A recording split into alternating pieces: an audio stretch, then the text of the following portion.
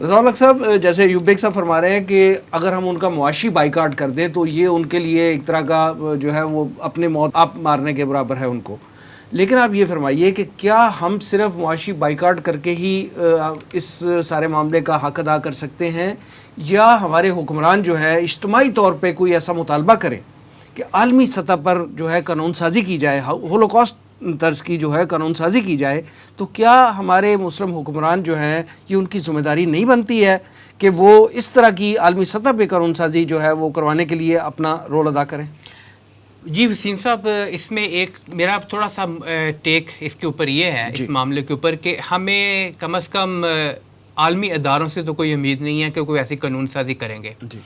ہم پریشر ڈال سکتے ہیں مختلف طریقوں سے، جس طرح کہ ایوب بیگ صاحب نے بہت تفصیل میں بتایا، خاص طور پہ معاشی پریشر جو ہے، پھر ڈپلومیٹک پریشر، پھر ایک جگہ اکٹھے ہونے کا پریشر، اور آئیڈیل ورلڈ کے اندر تو اگر خلافت موجود ہوتی تو اس کا ایک حکم اعلان جہاد، لیکن آئیڈیل ورلڈ تو نہیں ہے اس وقت، ٹوٹے بکھرے پڑے ہیں مسلمان ممالک، وہ سٹیٹس، نیشن سٹیٹس بن گئی ہوئی ہیں ساری کی ساری۔ تو کرنٹ سینیریو کے اندر خود مل کر اگر ایک لیول کے اوپر اس بات کے لیے طے کر لیا جائے کہ اگر کوئی ایسے ملک کرے گا تو اس کا کیا جواب دیا جانا ہے، یہی ہماری ایک قانون سازی اپنے حوالے سے ہوگی، پھر ہم اس کو اپلائی کر سکتے ہیں کہ ہم ان کا بائیکاٹ کریں گے، ہمارے پاس ایک کیسو پیس طے ہو جائیں گے نا، طریقہ کار طے ہو جائے گا کہ اگر کوئی ہر ملک اندرونی سطح پر یہ طے کر لے اور مل کر مسلمان ممالک پھر طے کریں نا، یہ چیز ایک تو اندرونی سطح پہ طے کر لے اور پھر ساتھ مل کر ایک بلاک کی صورت میں طے کریں، جو کہ دکھائی تقریباً ناممکن دیتا ہے، لیکن پھر بھی اچھے کی امید رکھنی چاہیے۔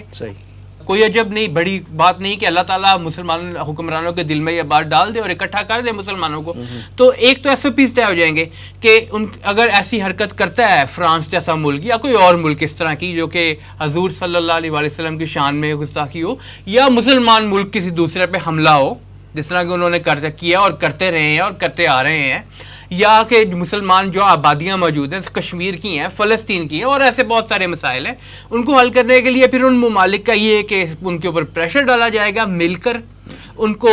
بائیکاٹ ان کا کیا جائے گا مل کر۔ اور یہ آپ کو یاد ہے یہ جو تھا ساؤتھ افریقہ میں اپارتھائڈ، اس کو ختم کرنے کے لیے جو طریقہ کار اختیار کیا گیا تھا، اور پھر ساؤتھ افریقہ نے جو اسرائیل کے خلاف کرنے کی کوشش کی تھی وہ بہت کارآمد ہوا تھا، اس کو وہ BDS کہتے تھے، بائیکاٹ کریں،